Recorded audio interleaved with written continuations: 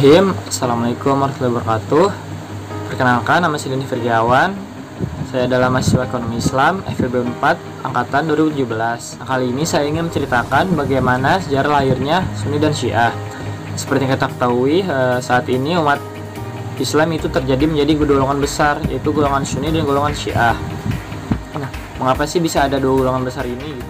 Nah, itu pada awal bulannya itu pada saat Rasulullah SAW wafat pada tahun 632 Masehi di usianya yang 63 tahun. Setelah beliau wafat, terjadi kekosongan kepemimpinan. Dari sini masalah pun muncul. Rasul yang tidak memberikan penjelasan siapa yang akan menggantikannya menjadi pemimpin menimbulkan perselisihan di kalangan umat muslim pada saat itu. Nah, Syiah, sebutan untuk para pengikut atau simpatisan dari sahabat Ali, berpendapat bahwa Ali lah yang harus menjadi khalifah atau pemimpin umat Islam menggantikan Rasulullah. Nah, dengan dasar pada waktu peristiwa Ghadir Qum bahwa Rasul dalam khutbahnya menyebutkan bahwa Ali adalah maulanya yang dianggap oleh Syiah adalah seorang pemimpin. Nah, tetapi dari kalangan sahabat yang lain menganggap maula yang dimaksud oleh Rasul adalah hanya seorang yang sangat dekat dengannya. Disepakati bahwa yang akan menjadi khalifah adalah Abu Bakar yang memimpin selama kurang lebih 2 tahun, lalu dilanjutkan oleh Umar, Utsman, dan barulah yang terakhir Ali. Nah, Ali menggantikan Utsman setelah Utsman wafat dibunuh. Bani Umayyah, yaitu suku dari Utsman, tidak terima atas terbunuhnya Utsman. Muawiyah, salah satu keluarga dari Utsman, juga sangat tidak terima dan menganggap Ali tidak melakukan usaha untuk mengadili pembunuh dari Utsman radhiyallahu anhu. Dan Muawiyah menolak untuk bersumpah setia kepada Ali. Aisyah, istri Rasul, memimpin delegasi untuk bertemu dengan Ali untuk meyakinkannya agar mengadili pembunuh Utsman. Sebagian pengikut Ali yang ekstremis tidak mau Ali dan Muawiyah melakukan perdamaian,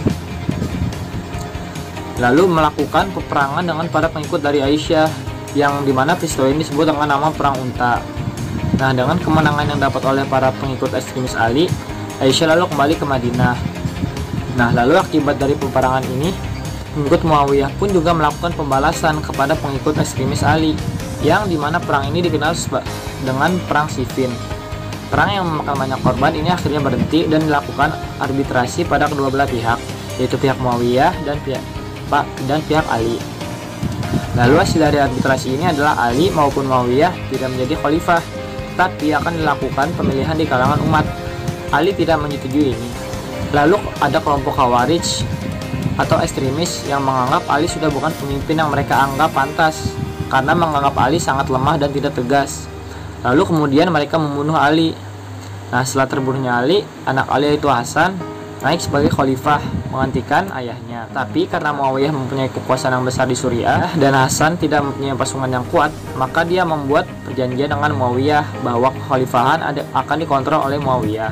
Nah, setelah Muawiyah wafat, kekhalifahan seharusnya dilakukan pemilihan di kalangan umat. Nah, tetapi Muawiyah sebelum kematiannya menunjuk Yazid untuk menjadi pengganti dirinya. Yaitu Yazid itu siapa? Yazid itu adalah anaknya dari Muawiyah. Sebagai Husain, adik dari Hasan sekaligus anak kedua dari Ali, menganggap bahwa telah terjadi pelanggaran perjanjian antara Muawiyah dengan Ali, dengan memilih Yazid sebagai seorang khalifah dan tidak melakukan pemilihan di kalangan umat. Nah, dan Husain tidak mau bersumpah setia kepada Yazid. Atas dasar hal ini, Husain pun pergi menuju Kufa yang sekarang dikenal dengan Irak untuk menemui para pengikut setianya.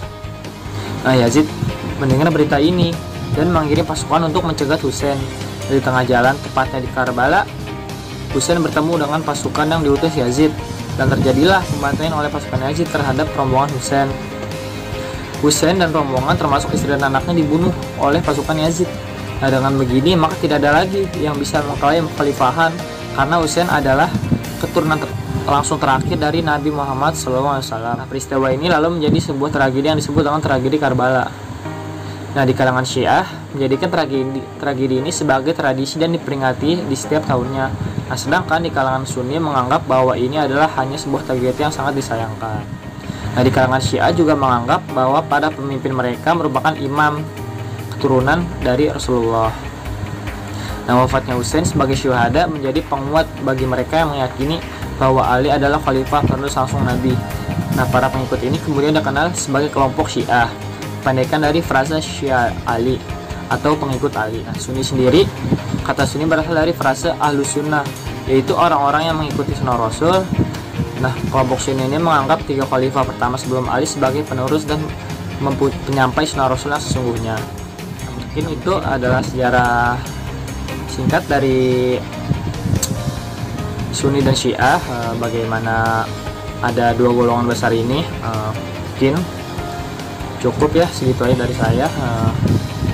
Wassalamualaikum warahmatullahi wabarakatuh.